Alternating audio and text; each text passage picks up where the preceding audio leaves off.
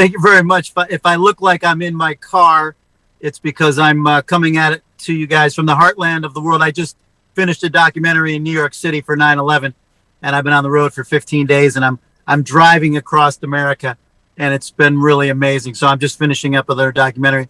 Nuno, it's terrific to be with you again, and I want to thank all of those who are watching. And I love technology. I'm in my Jeep Cherokee here at a gas station in beautiful Iowa, which is great. So once again, my name's Stephen Barber. I'm a very fortunate award-winning documentary filmmaker out of Santa Monica, California, and have been making some really noble films, including the one that I just finished up in the last couple of weeks about 9/11, and couldn't be prouder of my company. When you get a chance, go to vanillafire.com.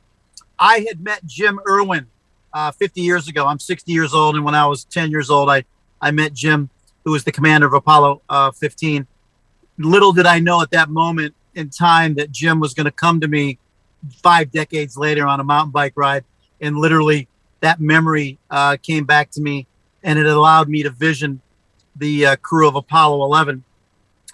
Here, the first picture you'll see was the very beginning 3 years ago. That's my wife in the silver outfit there, Tamara, and three of the most brilliant, and I mean brilliant, artisans in the world. To my left is Mark Lundeen. Next to me, Joey Boehner, who is an incredible young up and coming sculptor who's been doing it about 15 years now, who's going to be taking over for the Lundeens. And then George on the right, next to my wife. What you see is the very beginning of the Apollo 11 monument, which is really fascinating because I had visioned it. I had been able to find the money, but the money had not come through yet. It took about 4 months to actually get the first of 5 payments that had to go through NASA. So I was really nervous that we weren't going to get the money in time to finish for the July 16th unveiling. So this is probably January, maybe February of 2019. And that was the first time I had met the Lundeens and gone in, and they were up.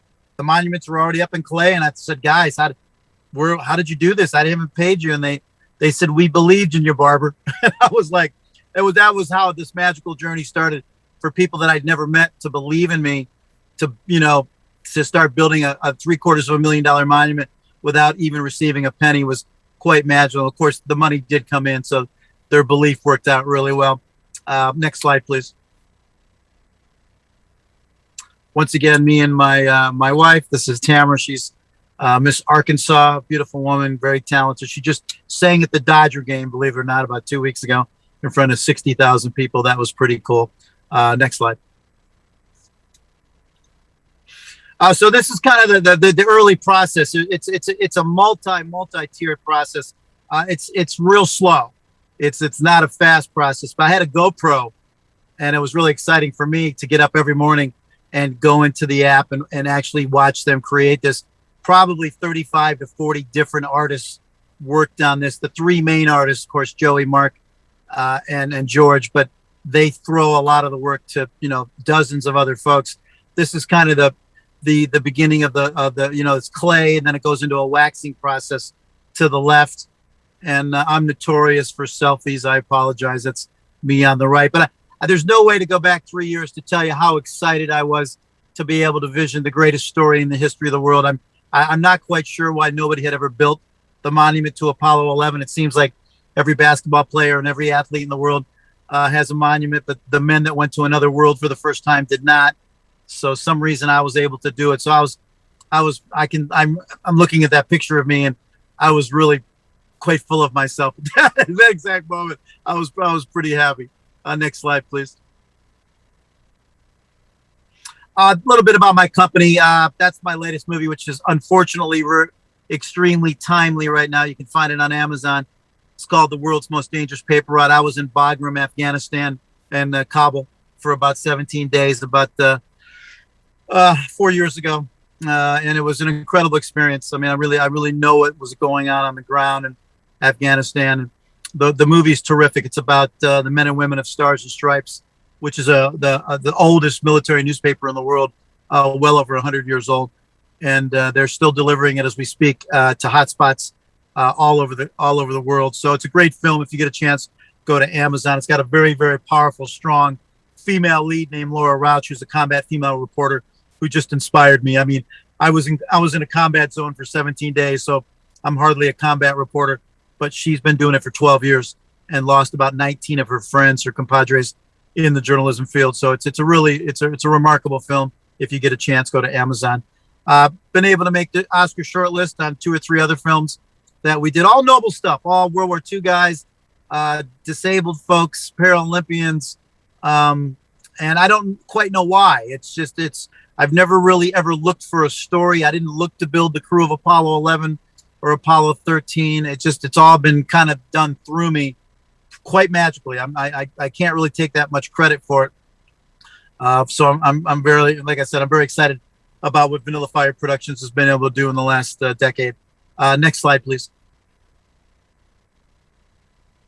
This is so after the wax, what they do is they build the monuments and they turn them into clay, and then they cut them up, which is really tough for me. I'm like, no, don't cut them up. But they take a string and they cut each arm off, each leg off, the head off, and then they move it into the casting process. This is about 4 miles away in Loveland, Colorado, from the main studio. And it really, once again, it's a very slow process, but it's really intricate, very interesting. I mean, I've been looking at monuments for 50 years, never really realizing the amount of time and effort it takes to build one monument. It's really quite dramatic. Once again, not fast, but really technical, and really intricate and really interesting. So if you don't know much about the monument, like I said, I can give you a little bit of education here, what I know. And this is where we went and actually poured, the first bronze for Neil. This was Neil Armstrong's bronze, and 2,000-degree bronze, and it's just very hot. And guys in metal suits, and looks very futuristic, quite science fiction when you're there. And these guys, this is the #1. For some reason, Loveland, Colorado is the mecca of monument making around the world. I mean, around the world, people send all of their casts there, and they're quite well renowned. So this is the big plant in Loveland, Colorado. Next slide. And once again, pouring of the molten bronze for Neil Armstrong. And like I said, I do apologize. I'm not taking selfies like I did in the old days, but at that moment in time, I was really it was just such a surreal to be able, because I'm just, I'm a regular guy living in a nice apartment at the beach, and I have a nice family, but I'm not Jeff Bezos. I'm not, Richard Branson. I don't have millions of dollars, and to be able to, conceive this and be able to fundraise for it and execute it and get it built and get it unveiled was, I'd never done that before. And what's really great about this story, at least my story, is that anything and everything is possible. I mean, if you have an idea and you can take it from complete, your first thought to completion, and you can do anything. I mean, anything and everything is possible. So that's kind of my message to this. If I can do this, you can do it. You can do anything you want. Making the monument to the greatest technological achievement in the history of mankind was my journey, but there are millions. And then another thing is nobody had ever thought of it. So what also that told me is that all the great ideas have not been thought of. There are millions of ideas that still have not been thought of and executed. So that's what my message is for this whole thing, is if you have an idea, you can get it done from start to finish every single time. There may be some challenges, but you can certainly do it. Next slide, please. So yeah, this is Neil. So what we did, we all collaborated on this, and this is after the casting, and when it's, the gold bronze part, we had Neil, we thought we'd have his hand up looking to the stars. And I thought that was kind of a neat idea, because at the Kennedy Space Center right now, as we speak, he's looking literally up at the SpaceX, where the Inspiration is going to go up in a few days. So it's kind of neat, because the crew of Apollo 11 is watching over every single mission that goes up at the Cape, which I believe might not have been the intention at the time, but that's what it certainly turned into. So it's really cool, because I've gotten some pictures from behind the completed monument, where every single spacecraft, it just feels, it feels good. It feels right. It feels like these these folks are standing on the shoulders of these legends, Armstrong, Collins, and Aldrin. So it's really neat when you're there. Next slide, please. Once again, Neil, and you can see the likenesses. It's uncanny how perfect these Lundin sculptors do this. It blows my mind. And they don't do CAD. They don't do computer-aided drafting or anything. Everything's done by hand, which is even more remarkable. They studied in Europe, and it's like, this is a gift that you either have. You have to have the gift and you can get better at it. But if you don't have the gift, I don't think you can get better at it. I mean, what these guys can do, and they have thousands of commissions around the world. In fact, there's a Jack Swikert in the Denver airport. They are kind of the leading monument makers when it comes to astronauts. There's another Jack Swikert at the Capitol, which is how I found them. I was filming a movie in the U.S. Capitol several years ago, and I had seen that monument, and it always stuck with me.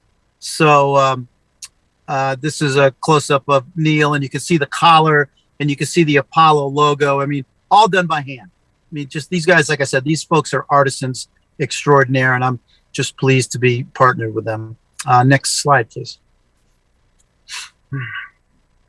So this is outside in the Lundins. Once again, we've seen that picture, the gentleman to the left, and they just do a lot of shining. They do a lot of buffing. They get it absolutely perfect. But if you look at the wrinkles in the pants of the spacesuit, I mean, it's remarkable. I mean, I look at it now. I haven't really seen these pictures in a couple of years, and it's exact. And then once it's all painted with a patina, it's real. It's almost like they're breathing. To the right is Buzz Aldrin. Now, this is how this all kind of started too. I've known Buzz for 20 years. Buzz is a good friend of mine. I met him in Los Angeles at an event back in 2001 or 2, and I wrote a story on him, which made a magazine, which is now defunct, called Spaceflight Magazine. That's how this kind of trip all started. Meeting Captain Irwin 50 years ago, and then meeting Buzz Aldrin, 40 years later, and he was my inspiration. And if you see, when we did the collaboration, we have Buzz holding the flag because the picture is Neil in front of the flag, and Buzz took it. And there's a single of Buzz. It always seemed to us that Buzz, they both landed on the moon at the same time. One of them got all the glory because he got out first. But at the end of the day, they both were on the exact same mission at the exact same time, landed on the moon at the exact same time. But Buzz always had to be number 2. And he took that very well. So we thought we'd give him the flag that you're seeing in his left hand. And I don't know how close up you can see it, but you can actually see the veins in his hands. They're just like I said, artisans extraordinaire. And the flag weighs about 140 pounds. So the monuments weigh about 720 pounds each, but Buzz is right about 860. Where Buzz is about 140 pounds heavier than the other 2 monuments because of the flag. And my idea was to put the flag at the end of the monument sticking straight up like it did on the moon. The artisans, the Lundin brothers, thought this might be a better look, and giving Buzz a little more power for the first time is number 2. And I agreed with them. So it's splendid. It looks great. Next slide. So this is the Jack. So this is you see me in the green suit there. That's Jack Swikert. That's Jack from Apollo 13. That is a duplicate of the one that's in the Denver airport, and also in the U.S. Capitol. And you could just see how spectacular and how realistic that is. Unfortunately, Jack left us in 1982. He was the backup astronaut. You may remember that one of the, I think it was, can't remember the astronaut's name that was replaced in Apollo. Mattingly. Yeah, Don Mattingly. Kevin Bacon played him in the movie. So that's Jack Swikert. Jack ran for Congress and won, but unfortunately had a horrific cancer, and he died 2 months before he could take office. So they put his likeness and that in the U.S. Capitol, and it's been there for 25 years. And there's another one in the Denver airport in Terminal B. To the right is a close-up of Buzz. And once again, I mean, the exactness, the quality the purity. I mean, to me, it looks real. And this isn't even finished yet. This is just, we're probably only 3/4 done here. Just getting the bronze and but I mean, the neck has the lines in it, and the face has, they put in wrinkles. I mean, it's really extraordinary how these folks can capture an image of a human being to exactness. It's just really great. Next slide, please. Now, this is cool. I was really fortunate. Rocket Mortgage, I know Dan Gilbert, who's just an unbelievable philanthropist. I mean, just a great guy. He doesn't normally do stuff that doesn't have to do with Detroit, but in this particular case, I was able to convince him, like, look, this is the 50th anniversary of the greatest story in the history of man. Your company's called Rocket Mortgage. He saw it. It took a little bit it didn't happen right away. It took a couple of weeks to convince him, but they decided to stroke the check for $750,000, which was terrific. And then they actually got a little excited about it once they started seeing the monuments go up. So they built this cargo truck, which went across the country on a bit of a tour. It went to a couple museums in Detroit and then headed down to Florida. And I caught up to it for the documentary that I put together. And it was a beautiful, beautiful truck. They spent about $100,000 on this truck. And that's my souvenir. I was able to, they took the truck and they busted it up and destroyed it. But before they did, I took that's in my apartment right now, much to the chagrin of my wife. She's not too pleased with it, but it's mine.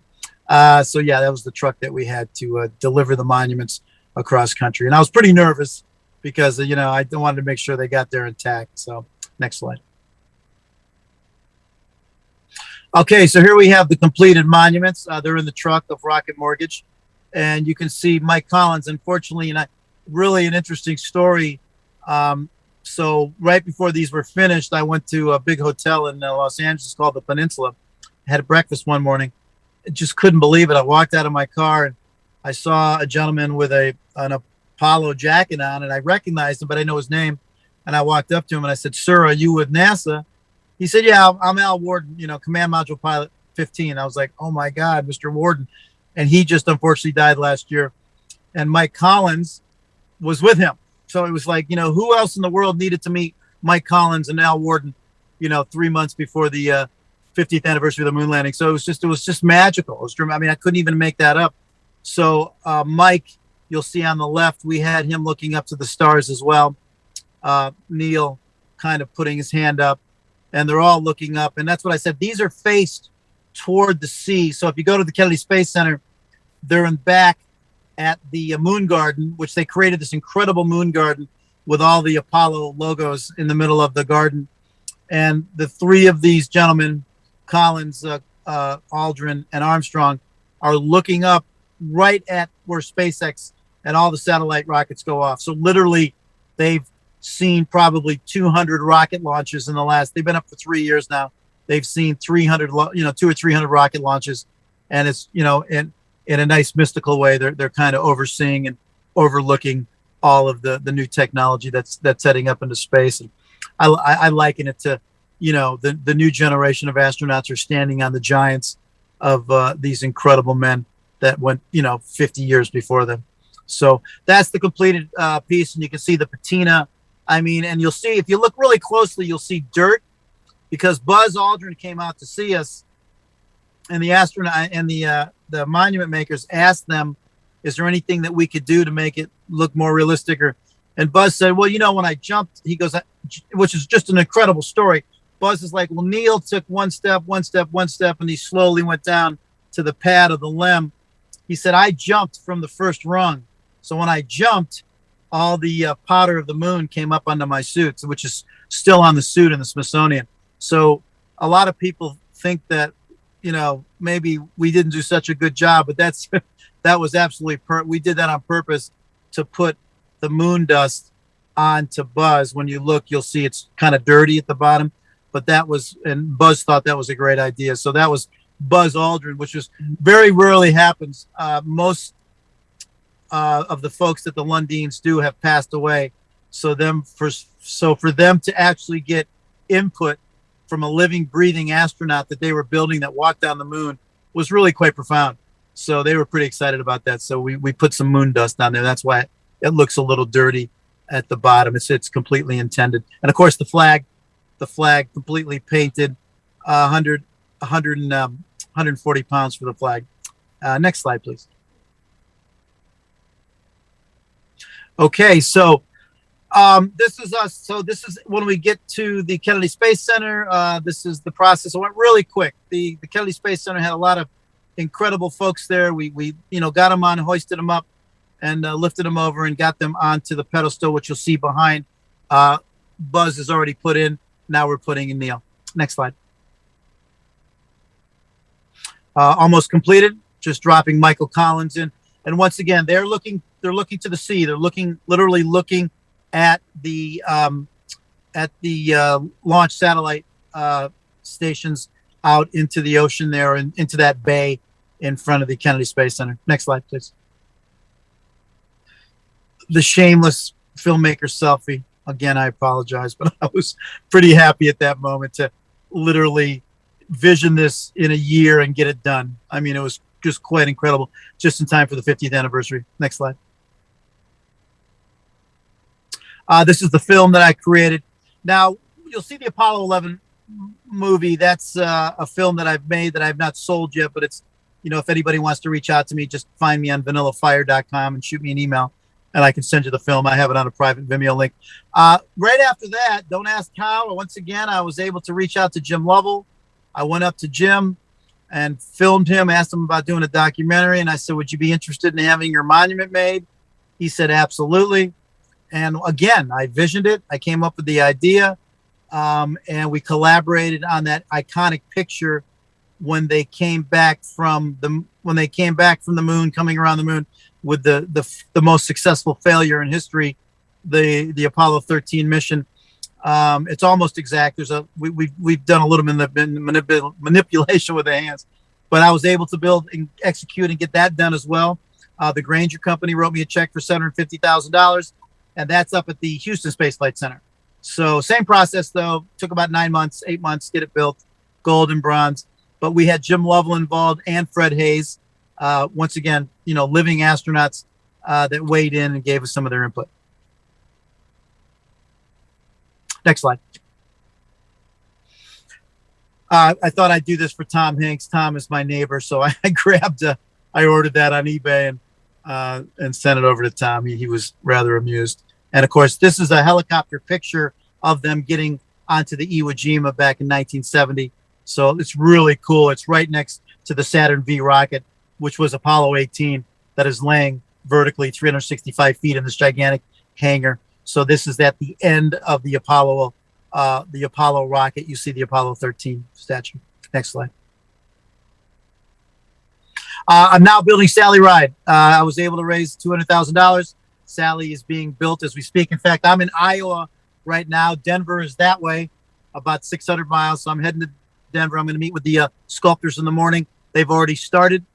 She'll be done in May, and we're going to put her at the Cradle of Aviation Museum in New York City. This will be the first female NASA monument in history. Once again, I'm just kind of on a roll right now, visioning these monuments and getting them built. I was able to raise $950,000 during the pandemic, and I just don't know how. I don't know how I'm doing any of this. I just know I'm getting it done, and I've got 4 more monuments that I'm working on now. So I've got this purpose-driven life, and to be able to build, there only 2% of the monuments in the country are women, which is absurd because women give us all life. So we really must do better. So I'm hoping this opens up the floodgates to women monuments after Sally's built. Next slide, please. And once again, to the left, I love this picture. COVID shut the whole thing down. We weren't able to get the people I wanted in there. I was barely able to get any shots of Jim Lovell, but that's Jim Lovell to the left looking at his monument. To me, that is just, I took it with my iPhone. To me, it's just such an extraordinary picture of this great legendary astronaut, Gemini 7, Gemini 12, Apollo 8, first men to the moon, and of course, Apollo 13, looking at his monument. I just really love that picture. It speaks volumes. And of course, that's Sally Ride and her crew before they went up. Next slide, please. And I think we're going to...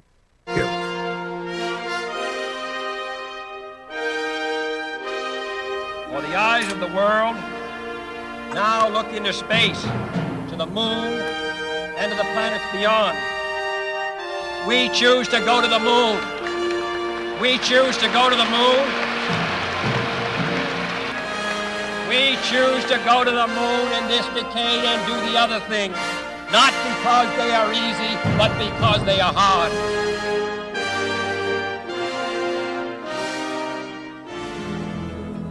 Legacy. Everybody has a legacy. Michael Collins had a legacy. Buzz Aldrin had a legacy. Certainly, the first man on the moon had a legacy. Neil Armstrong. I mean, there's 7 billion people on the planet. We're all a global village now. Now, it doesn't matter whether you're in Pakistan, Timbuktu, or Sioux Falls, South Dakota. You too can have a legacy if you really, and I mean really put your mind to it, and you have a dream. Why are we here today? Where are we? We're in Loveland, Colorado, at the Lundin Sculpting Studios. Master artist and sculptor Mark Lundin directly behind me. I'll tell you why we're here. We're here to celebrate the greatest technological achievement in the history of mankind. Neil Armstrong, Michael Collins, and Buzz Aldrin, a close personal friend of mine. 3 of the bravest men to ever explore the heavens. When I started the company Vanilla Fire Productions, it seemed to me as if noble storytelling just didn't exist. That's what's led us here today to this incredible project that you see behind me. The opportunity to create and build the monument to the greatest technological achievement in the history of mankind is beyond anything I ever thought of until I thought of it. America's a great country. If you have an idea, you believe in that idea, you can make that idea happen 100%, every single time. Failure is not an option. Legacies are lost if they're not tended to. I can't really explain to you why Vanilla Fire Productions, along with Lundin Sculptors, are the ones to spearhead this incredible monument of the crew of Apollo 11. But we're honored to do so. Welcome to the crew of Apollo 11, to the Kennedy Space Center for the 50th anniversary of the moon landing.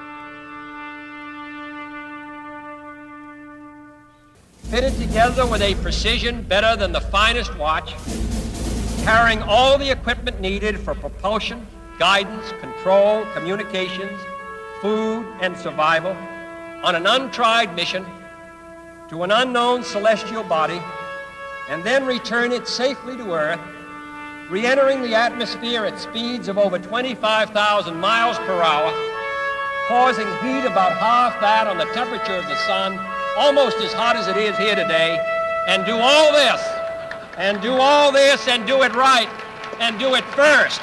Before this decade is out, then we must be bold.